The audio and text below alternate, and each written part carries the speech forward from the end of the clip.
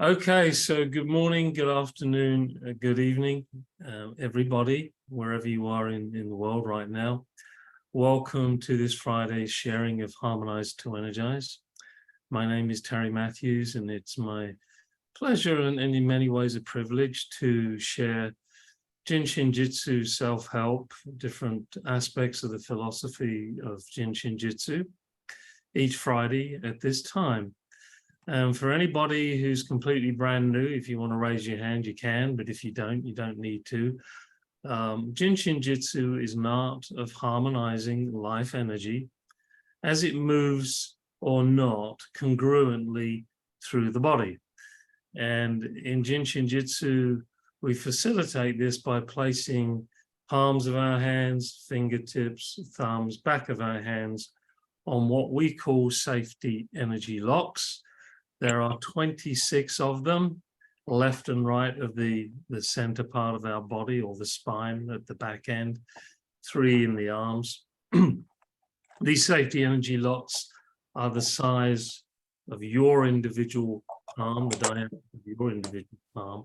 And just like in the Asian healing arts like acupuncture, these energy locks regulate the movement of the energy, or chi or ki or prana, depending on which culture you grew up in.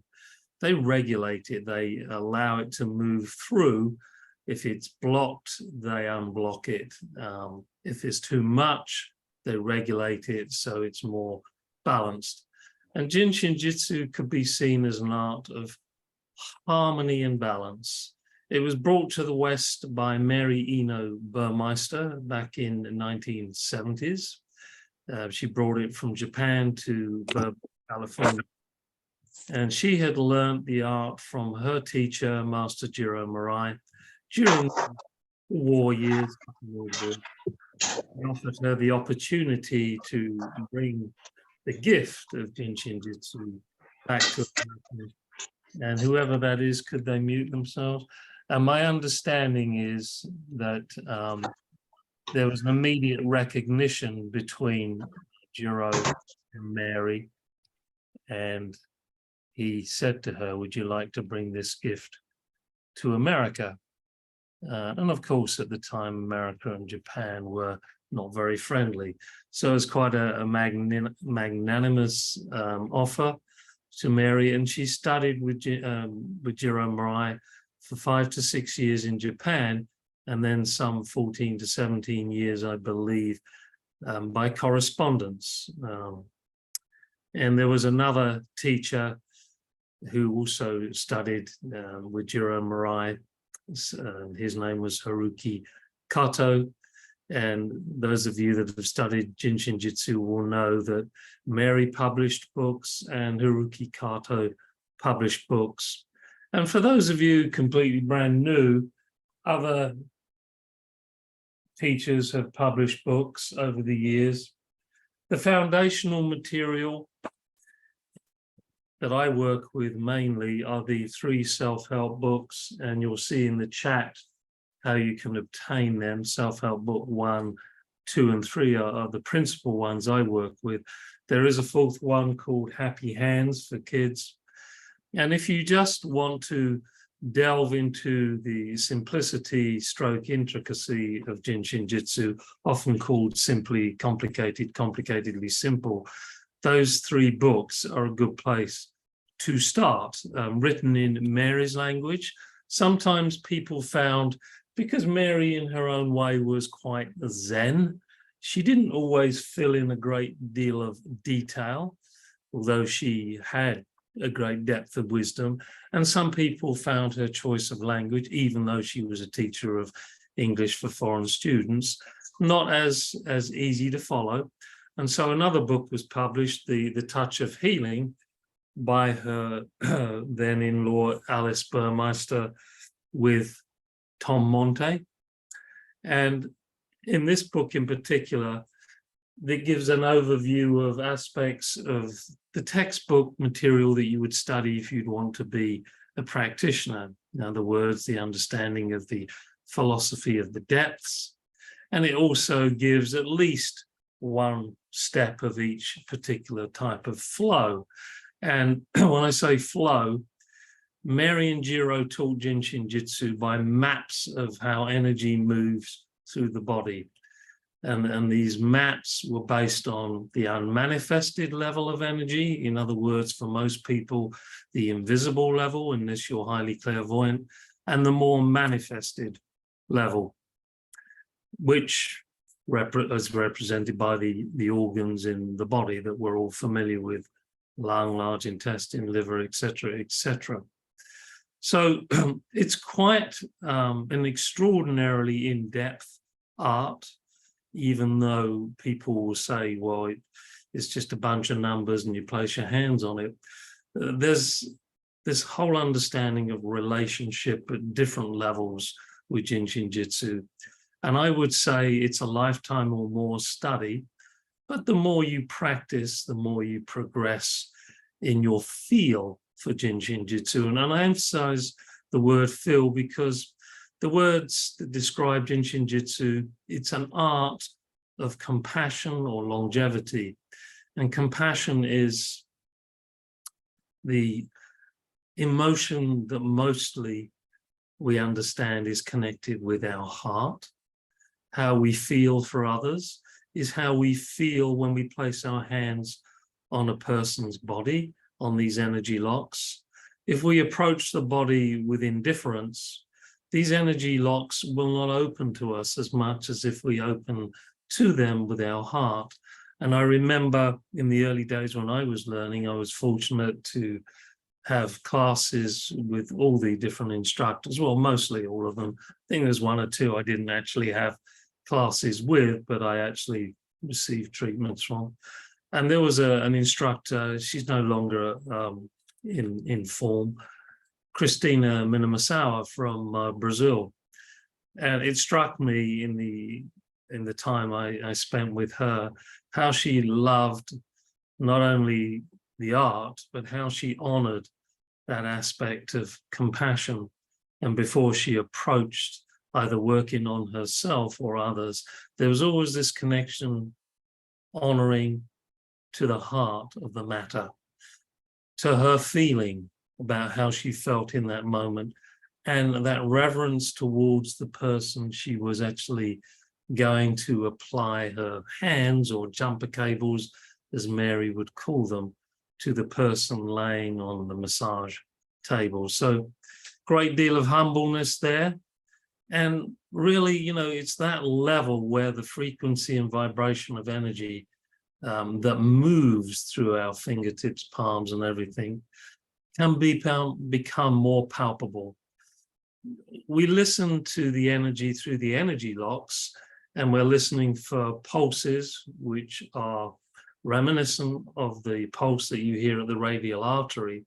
But you can listen just very detachedly, as much as, oh yes, I can feel some energy. In the early days, you'll be feeling the blood pulse. But as you listen more and more, your soul, your spirit, your inner intelligence will connect to the energy beneath the blood pulse. And this is what we're working with the art of Jinshin Jitsu. It's the energy beneath. It's what lies beneath. And that signals various understandings of how the energy is moving through the energy pathways and through the safety energy locks. So hopefully that's given anyone who's completely brand new a good overview, and anyone who isn't a good review. For anyone who's new, you can go on the Jinshin Jitsu Inc. website. They have a store where you can purchase books and maps of these energy flows and miscellaneous things.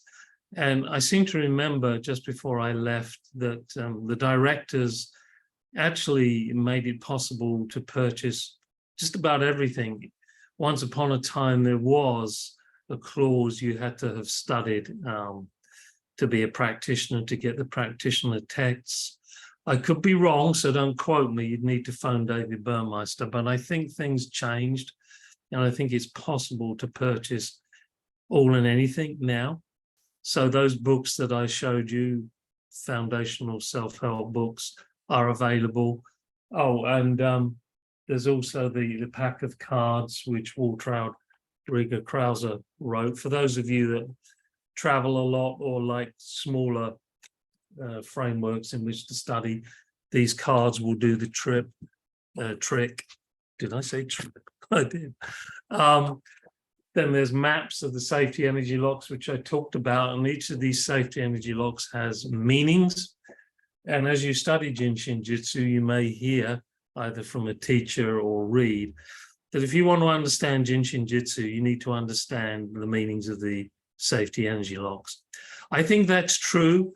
At first, when I came to Jinshin Jyutsu, I understood the basic placement of where the safety energy locks were. I understood some of the meanings because they were obvious. But then there were some meanings which were a little deeper, which are similar to the kinds of meanings attributed by traditional Chinese medicine to their points. And they're often poetic. And Mary, being an English teacher and a lover of literature, could be poetic too. And I'm assuming Jiro Murai, because he studied the Kojiki, which is the Japanese Book of Life. So there are frameworks within which Jinshin Jyutsu is described for all levels of interest and understanding. Now, last week, for those of you that either watched the replay or were here live, we started talking about the spleen because we happen to be moving through the energetic field of the sign, the astrological sign of Cancer the Crab.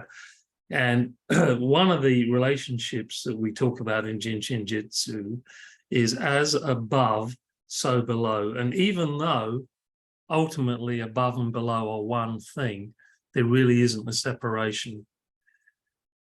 At a certain level, it could be perceived as different degrees of frequency and vibration. So if you wanted to think about it like the colors of the rainbow, there are all these different frequencies, all blended together, they're one.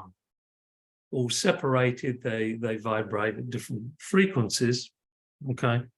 And at a higher level, at a different frequency above our head, which in Jinshin Jyutsu, heaven is the head and the feet is the earth, the energy that manifests and circulates, by the way, in a positive clockwise direction, moving down the front of the body and up the back, is dancing down from those regions which are universal in terms of galaxies and stars. And there we have the planets and the stars and the astrological, and they move through these mediums into the unmanifested template of the body, if you want to look upon it as your shadow or your soul. And then as that frequency and densification of the vibration moves further down, it becomes more manifest. In other words, you get to see it if, you know, all going well, if your vision's clear. So there's that movement of energy, and there's the relationship between what happens at those more subtler frequencies and how it has a relationship or bears a relationship to what happens at those more denser relationships. Another way of looking at it is thoughts up in the head, words, and then actions, thoughts, words, and deeds. There's a movement of energy through those frameworks too. If I've lost you, that's okay. Feel scrambled by all means, because ultimately it is an art of compassion. It is an art of feeling. And after you've learned all the bits and bobs, the intellectual understanding, if you want, the rationale, your mind is better to stay as an observer and allow your fingers to do the talking, if you like, your hands to do the talking, based on how your soul is guiding you through your heart. And therefore, we are happy to call it an art of compassion. So with the sign of Cancer, the energy from that constellation governs or affects the spleen energy. And we talked about the different aspects of the spleen in the body, which is under the left rib cage. It governs how energy, blood and energy are kept or bounded, the boundaries within the cells of that energy. And we talked about how that relationship can be looked at from one's own sense of boundaries between oneself and others, for instance. With the leukocytes, the white blood cells, it allows the development of the immune system and the lymphatic system. The lymphatic system through the leukocytes is part of the immune system that gets rid of the toxins that we don't need. And there's a whole system throughout the body. And when it's not very clean, we're low energy. And one of the things that the spleen does is boost our energy. It helps manifest solar energy. You know, we're talking about that as above energy now, planetary energy, as it moves through the body into the solar plexus and then into the physical form of the spleen here, and distributes that to all the other organs in the body. And we talked about how it's available or alert or activated through the last 10 days of every season, Indian summer, basically. So the spleen has a very important role to play. It also represents the earth element at one level, Mother Nature, again, feeding with energy. It's an ascending flow, so it boosts the energy that moves up the back of the body in order to allow energy to go down the front. But as I said in the preamble for today's meeting, sharing, sometimes just by placing our hands, fingers, or what have you, on the spleen flow itself, doesn't necessarily harmonize that movement of energy easily or straight away. And sometimes you think, well, I'm doing what it says on the map of the spleen flow, but somehow I'm not feeling the pulses of the energy, or if I am, they're fairly weak or whatever. There's different textures of how energy moves through the pathways, through the energy locks. And as you study Jin Shin Jyutsu, you learn that that's because of the interaction of all these other relationships and all the other aspects of life that affects us. We mentioned our thoughts, our words and our deeds at one level. Then there's the weather, and there's the food we eat. There's the company we keep. You cannot position Jin Shin Jyutsu as separate from life. It's part of that eternal flow of oneness, beingness, energy interacting, energy in relationship. And at a more manifest level, for those of you that have studied Jin Shin Jyutsu, you'll be familiar with this map. This is called the lumbar circle. And at the level of when the body is more manifested, the 5 elements, wood, air or metal, fire, water, and wood and earth all interact, supporting, energizing, or disharmonizing. And as I mentioned earlier, when energy is in harmony, it moves in a clockwise direction. When it's in disharmony, it moves in an anti-clockwise direction.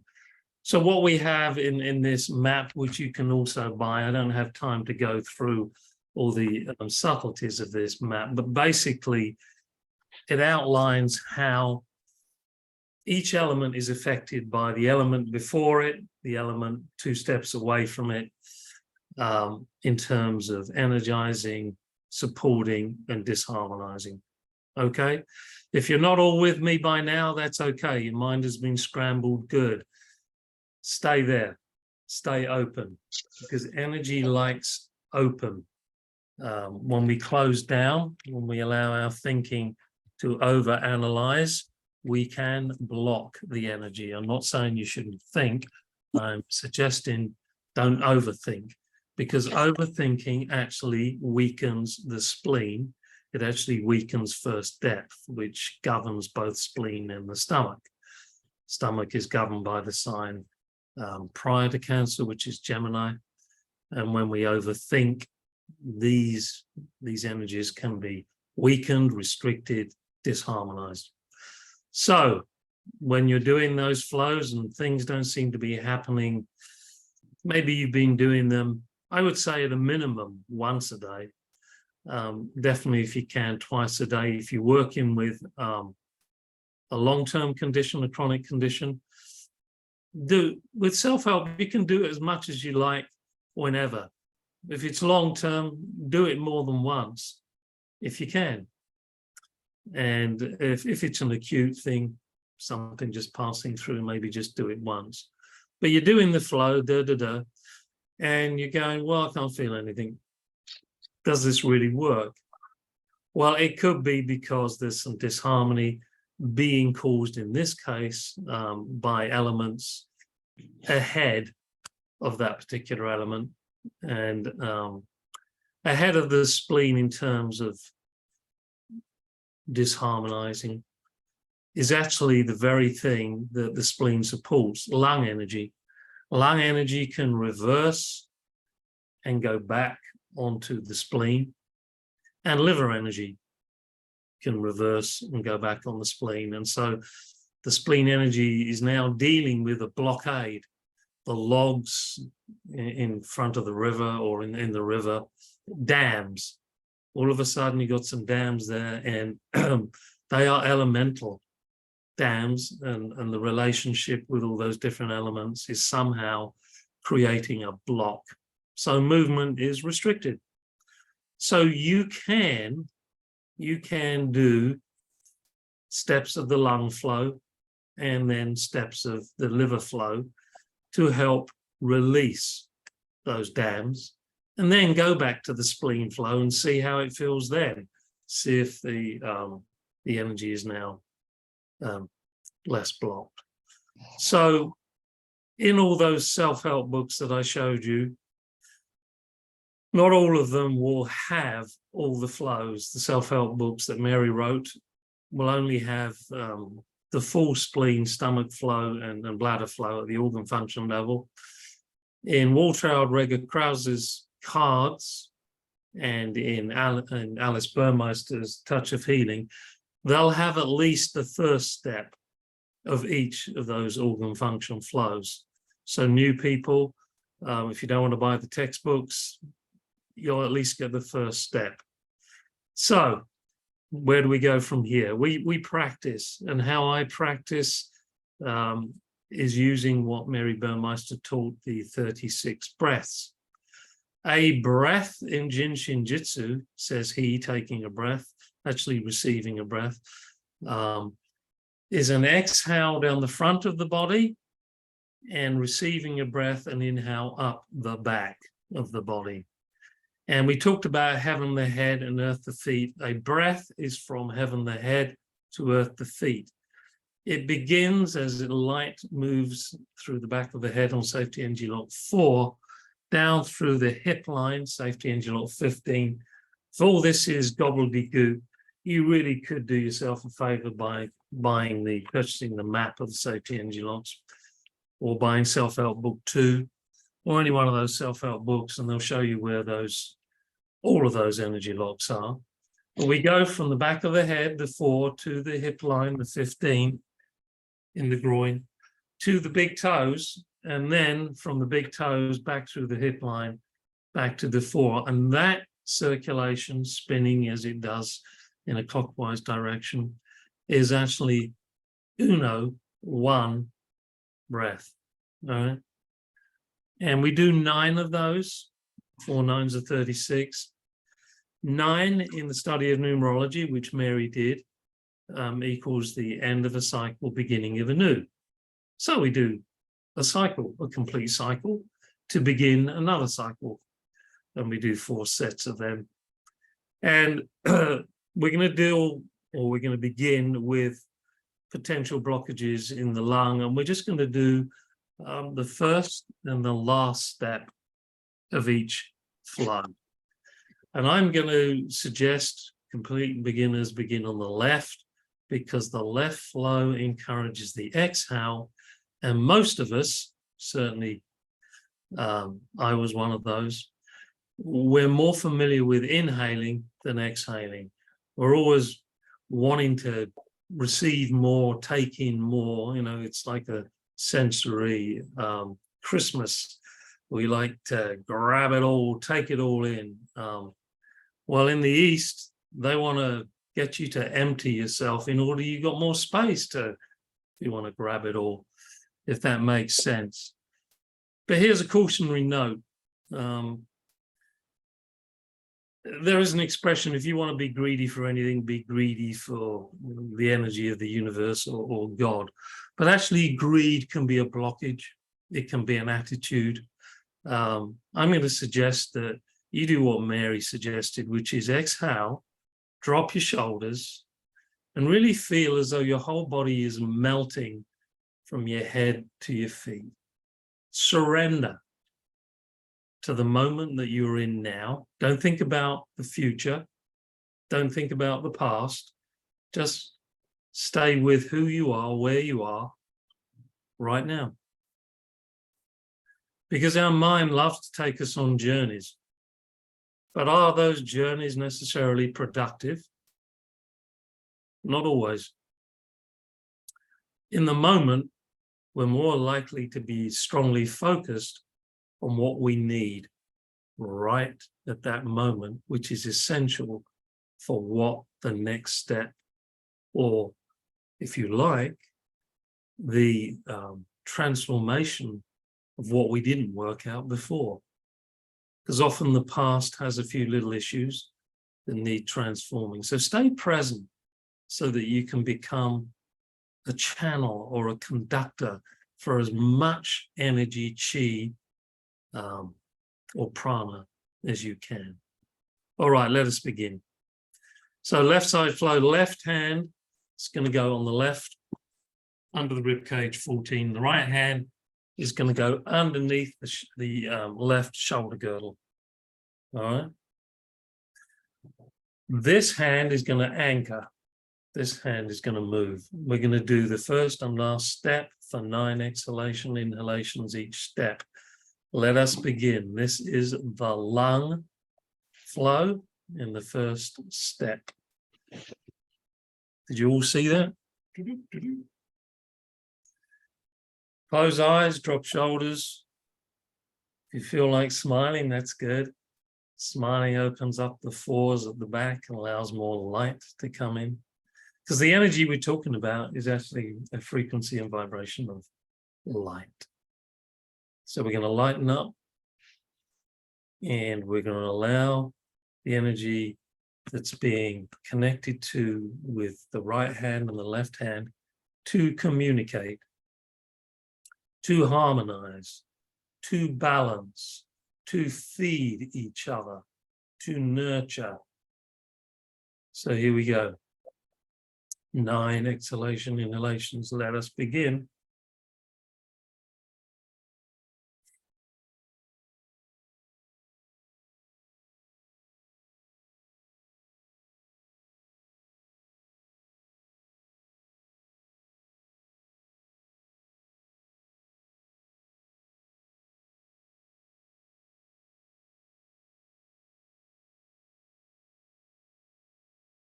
And as you exhale, the energy moves down the front of the body, from the head, through the hip to the toe.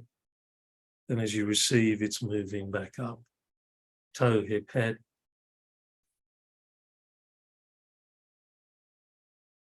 And just relax and allow, surrender. Let it go. Let it flow.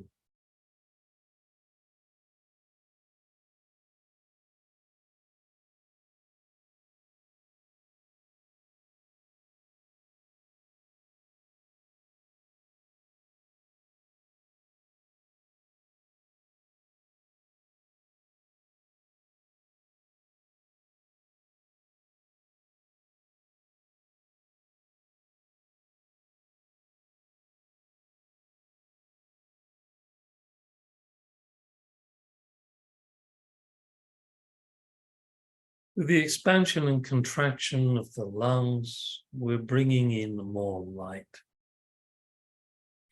And that's what we want. So lung energy is very important.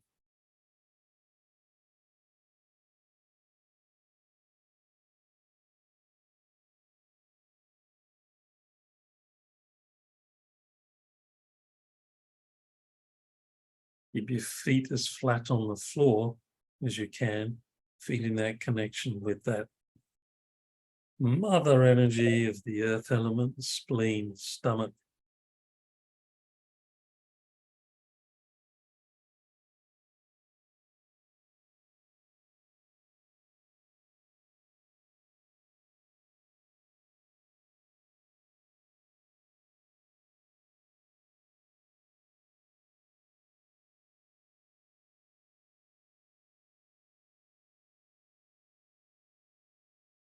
And sooner or later, you may feel pulsations at each of the places where your hands are, your fingers, your palms are.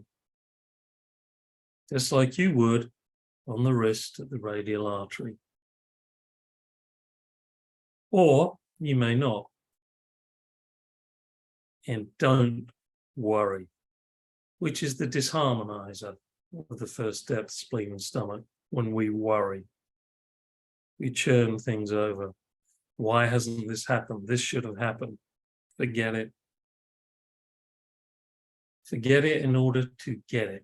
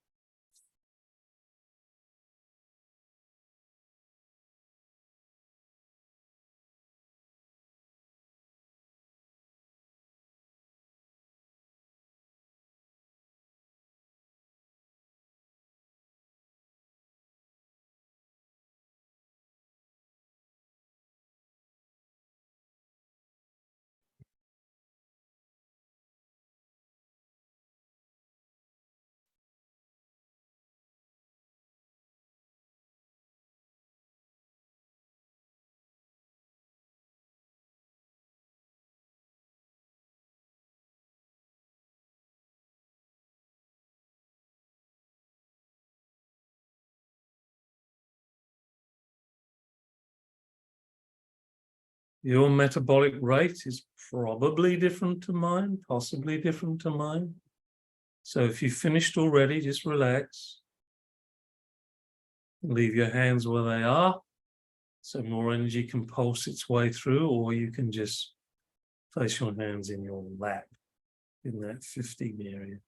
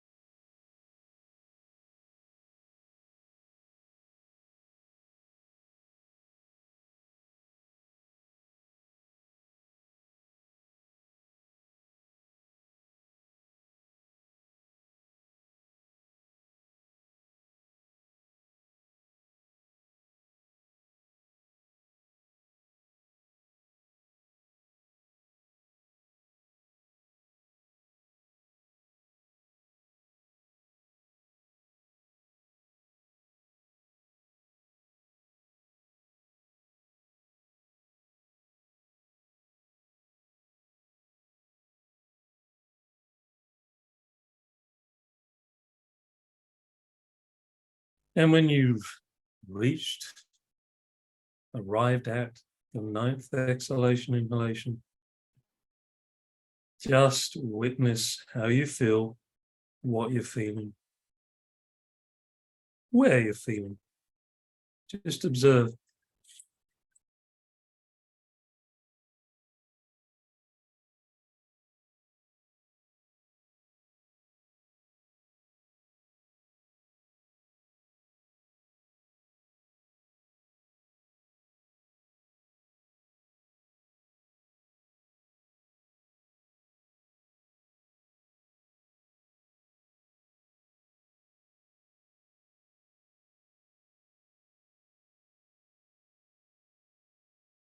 Sometimes, which is what happened to me then, as the energy moves, it will stir up things that need to clear.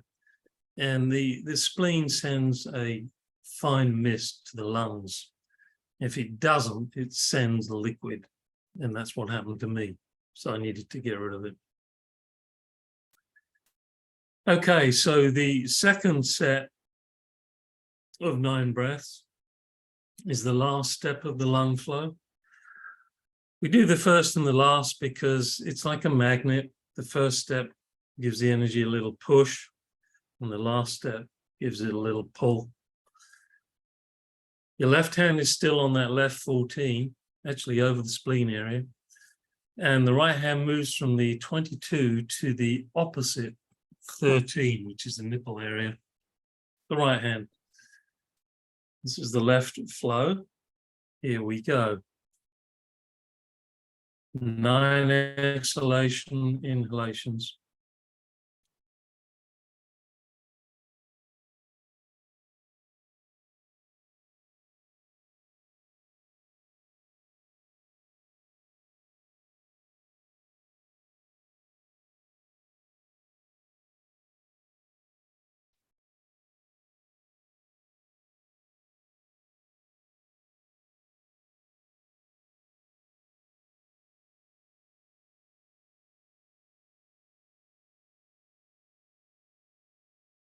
As I mentioned with the spleen, the attitude, disharmonized attitude is worry. But when you're doing the other flows, they have attitudes that disharmonize too. And if you should feel any sadness arising while you're doing this particular step in the lung flow, again, don't worry. That is the disharmonizer of the lung flow releasing sadness. Forget it to get it.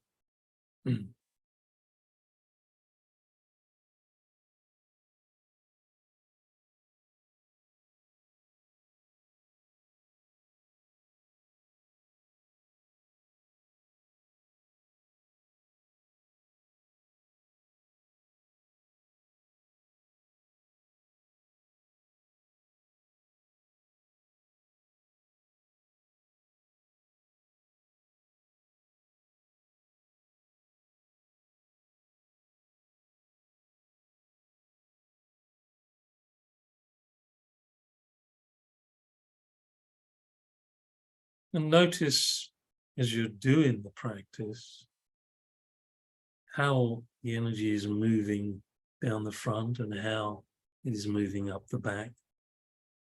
Maybe just wriggle your toes to make sure they're feeling that connection with the ground beneath. You want that energy to move from head to toe and from toe to head. If it's not, it'll give you some indication of where there might be resistance, maybe halfway down your body or halfway up your back. Just be aware.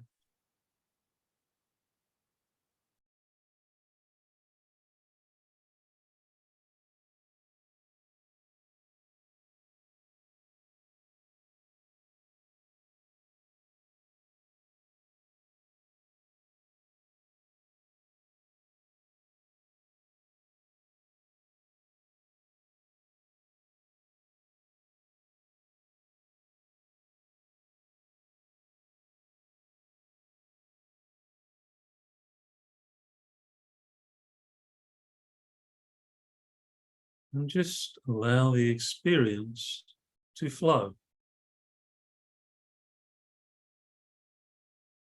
Don't judge it.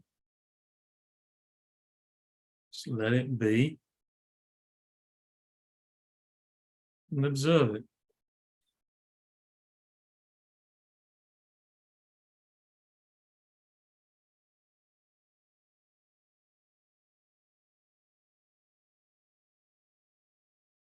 Sooner or later, we're going to feel pulsations, those two areas.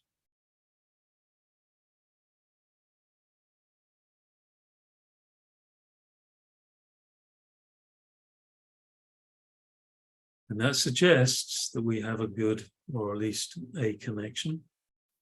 And the more we leave our hands, fingers, thumbs, etc. there, the potential for a stronger connection exists.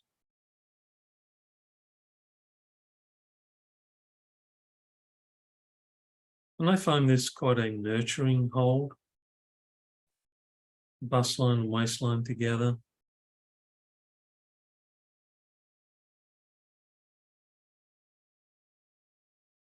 The 14 being influenced by the 13 here, which is heart energy, lung energy,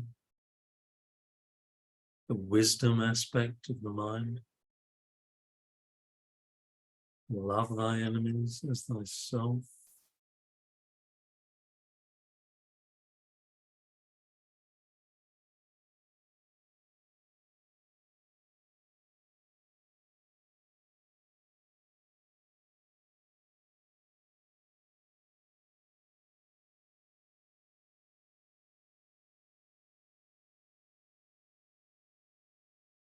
And again, if there's a long-term condition you're dealing with that affects any of these positions, 9 exhalation inhalations may not be enough at that particular time.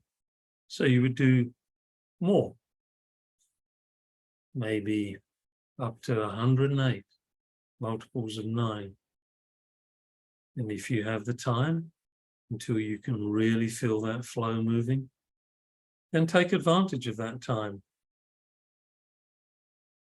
It's your energy field. Look out for it, look after it.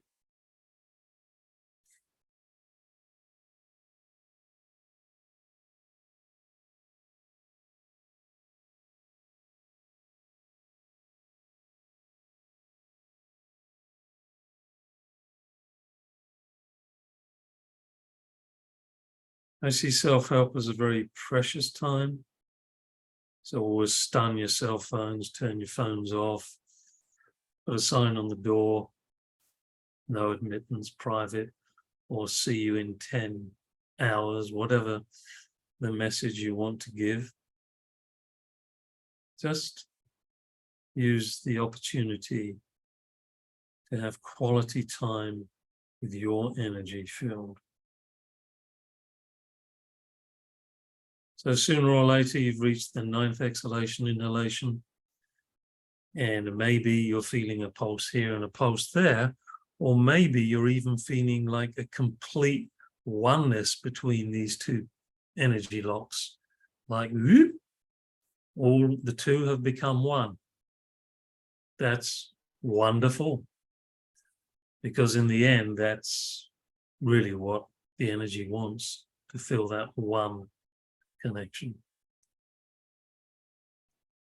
So just observe how you're feeling after the 9th exhalation inhalation. Where and what has happened in your body. Don't think too much about it, just feel it. Just get a sense of what's happened there. And then we're going to go to the first and last step of the liver flow, which is, again, a potential burdener of the spleen. And again, the left flow. And this time, the left hand is going to go on the left safety energy lock 4, which is the occiput bone. And the right hand is going to shift up from 13 to the right 22 underneath the shoulder girdle.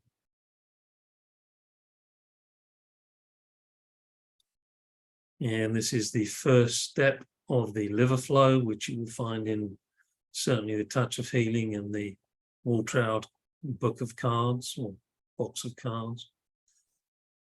Or if you're a practitioner, you will have textbook 2, and you can find all that information there. So exhale, drop those shoulders. Sometimes with these positions, it feels uncomfortable. Sitting up, then lay down. You can do this laying down, standing up, sitting.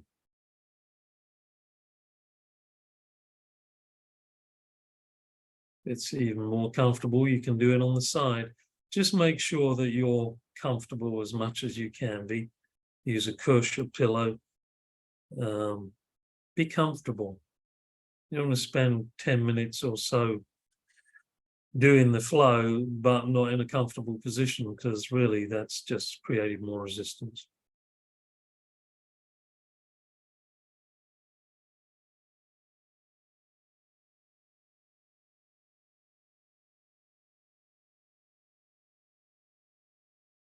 Liver energy, when it's disharmonized, can produce a lot of frustration, a lot of anger.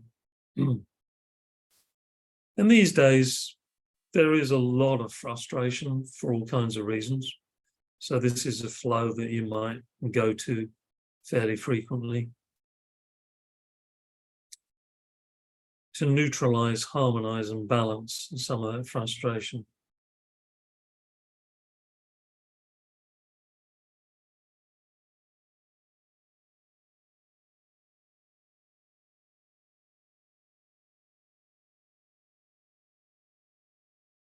Remember, forget it to get it.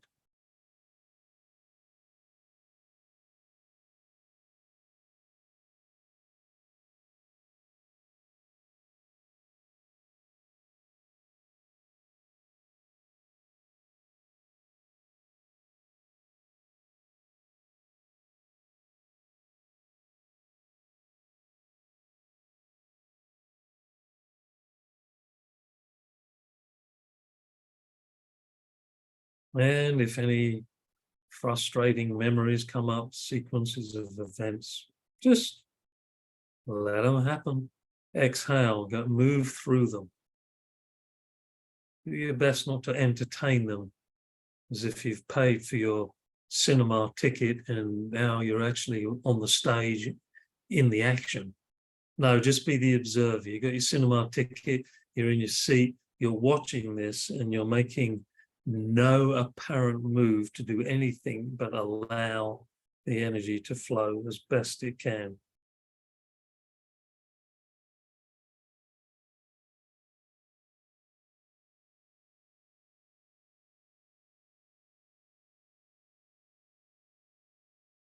The movie of life. I think it was Shakespeare that more or less said that.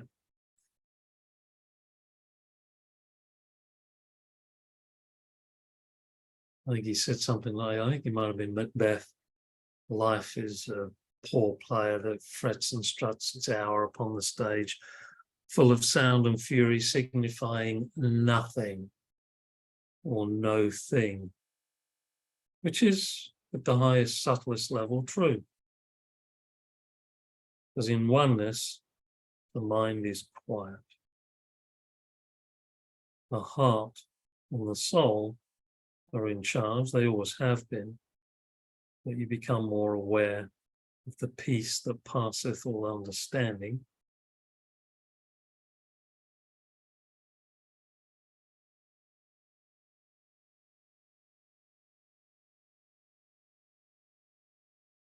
And although our heart governs the mind in Chinese medicine, we don't want those squealing emotions, those unbalanced, disharmonized emotions taking control of the mind. We want the peace, the joy, the harmony, the balance.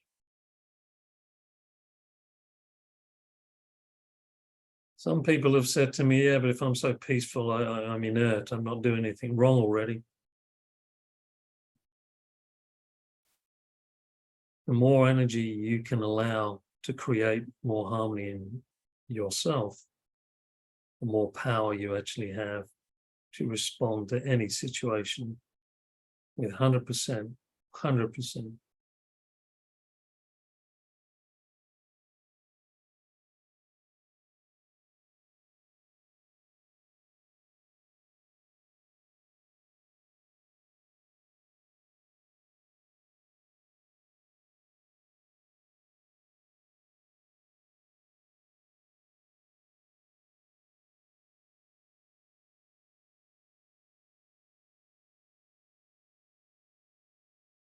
And when you've reached the 9th exhalation inhalation, just observe how, where, and what, why, and when.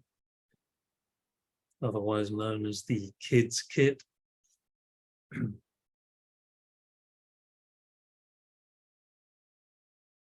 And then the last step, pulling the energy through, the left hand is actually going to go over to the right occiput, and the right hand's going to hold the pad of the thumb. You might want to do that first. Hold the pad of the left thumb, and then place the left hand on the right occiput like this. That's the last step of the liver organ function energy.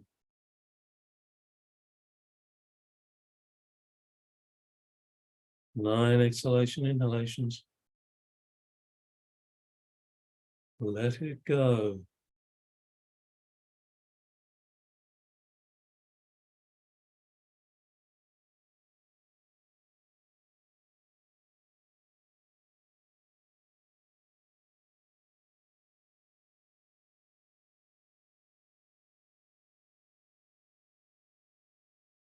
And each time you let go, you're receiving cosmic purified energy on the inhale.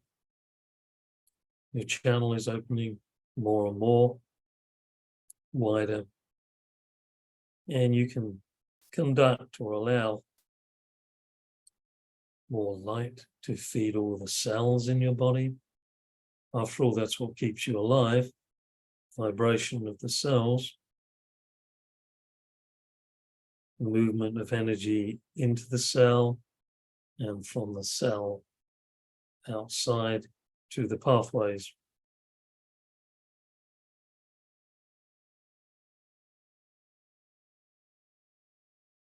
It's an exhale and an inhale at the cellular level too.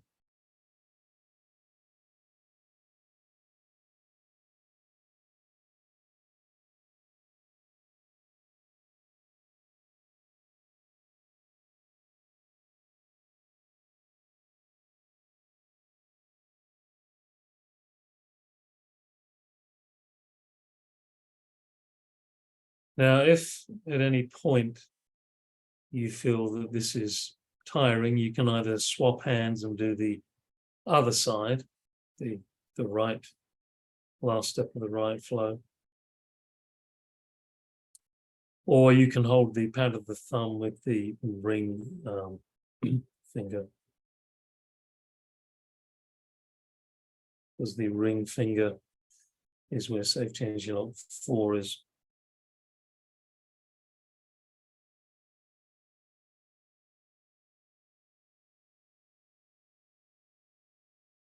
And sometimes just take my hand away and then return. And of course, this flow, particularly this part of the flow, it's probably easier to do laying down.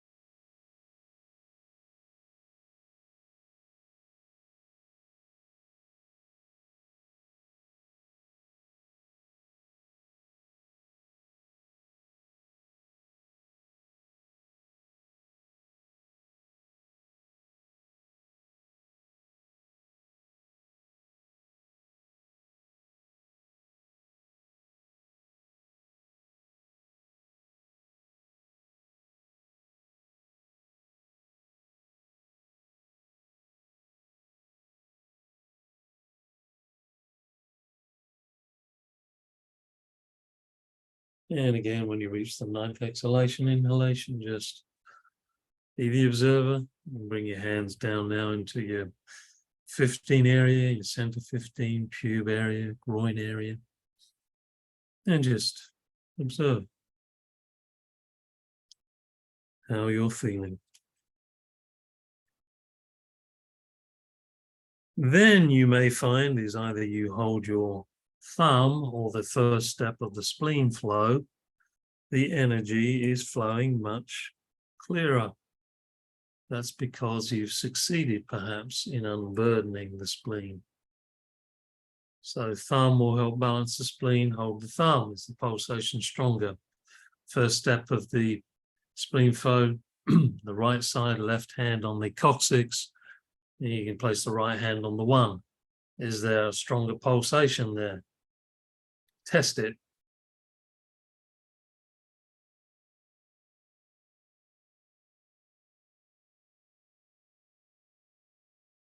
All right, well, we're nearly coming to the end of today's session. Is there any questions? I'll have a quick look. Yeah, great, Yvonne, that's good. Anything that helps the spleen is going to help your energy. Generally, it's going to slow down the worries. All right, I'm just going to do David's Durful, get it. Yeah, okay, good. Yeah, forget it to get it. Really let the mind take a break. And then you will get it. You will get the energy. Great, Liz. So next week, tell your friends. We have a really special guest, and I'm going to tell you who it is. Because sometimes with the mystery presenters, people go, eh. It's Chus Arias from Spain. Mari Jesus, who is an instructor for Mary Burmeister Jin Shin Jitsu, Spirit, Mind, Body, they call themselves now. From Spain. Chus has been on before, but I think the last times that she was on with LA, because for some reason I was absent, AWOL, MIA. So Chus. And those of you that know Mari Jesus Arias will know that she's a doctor, not only of allopathic medicine, but also acupuncture, I believe, or at least she's studied acupuncture. I don't know if she's a doctor of it. I seem to remember she's got so many strings to her bow. I don't remember. She has studied a plethora of complementary medicine alongside Western medicine. I've done a couple of her 2-hour webinars, and honestly, it blew my mind, which is what I needed. She's one step ahead of the host. She's already looking at the questions before you get to them. So I think we're in for a treat. Like I say, tell your friends, and we'll look forward to having her present. I've absolutely no idea what she intends to present. She may tell me, she may not. Actually, I prefer it to be a mystery. So please join us next Friday. I'll send the information out, and it'll be something that I'm sure will be very nourishing and nurturing for all of us. All right, I'm going to stop the recording.